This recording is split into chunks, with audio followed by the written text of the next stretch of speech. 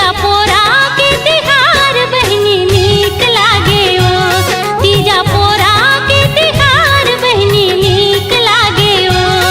ढम ढम ढोलकिया बाजे फुलवा के फुलेरा साजे, ढम ढम ढोलकिया बाजे फुलवा के फुलेरा साजे, धनी बर प्रीत जागे वो तीजा पोरा के तिहार दीदी नीक लागे वो।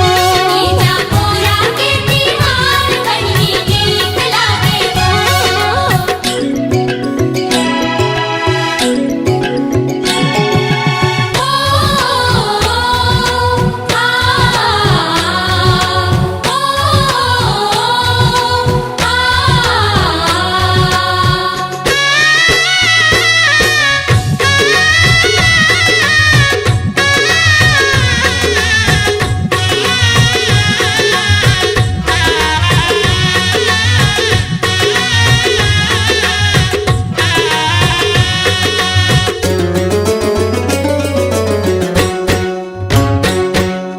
घर परिवार सखी सहेली सब ला देबो न्योता, जीवन भर देबो न्योता।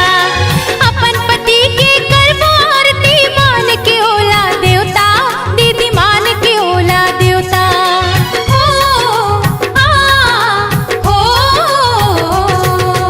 घर परिवार सखी सहेली सब ओला देबो न्योता, जीवन भर देबो न्योता। अपन पति के करबो आरती मान के ओला देवता, बहनी मान के ओला देवता। सदा सुहागन रहे बर पूजा करबो गौरी के, मांग लेबो वरदान दीदी सिंदूर और चूड़ी के। मन झूमर झूमर नाचे आठों अंग गहना साजे, मन झूमर झूमर नाचे आठों अंग गहना साजे, धनी बर प्रीत जागे ओ तीजा पोरा के तिहार बहनी नीक लागे ओ। तीजा पोरा के तिहार बहनी नीक लागे ओ।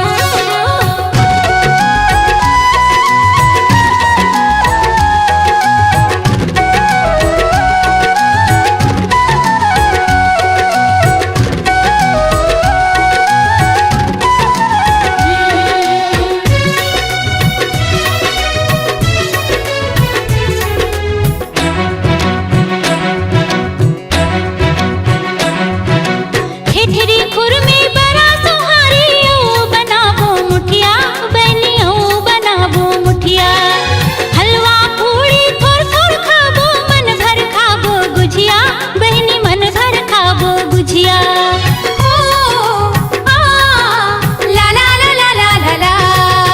ठेठरी खुरमी बड़ा सोहारी ओ बनाबो मुठिया, दीदी ओ बनाबो मुठिया। हलवा पूरी थोड़ थोड़ खाबो मन भर खाबो गुझिया, दीदी मन भर खाबो गुझिया। ही मया के सुघर बंधना जन्म जन्म झन छूटे, कतको आही अलहन सुमत डोरी आधन टूटे। तीजा उपास मन भाए मन के मनौती सब पाए, तीजा उपास मन भाए मन के मनौती सब पाए, धनी बर प्रीत जागे हो तीजा पोरा के तिहार बहनी नीक लागे ओ। तीजा पोरा के तिहार दीदी नीक लागे वो। ढम ढम ढोलकिया बाजे फुलवा के फुलेरा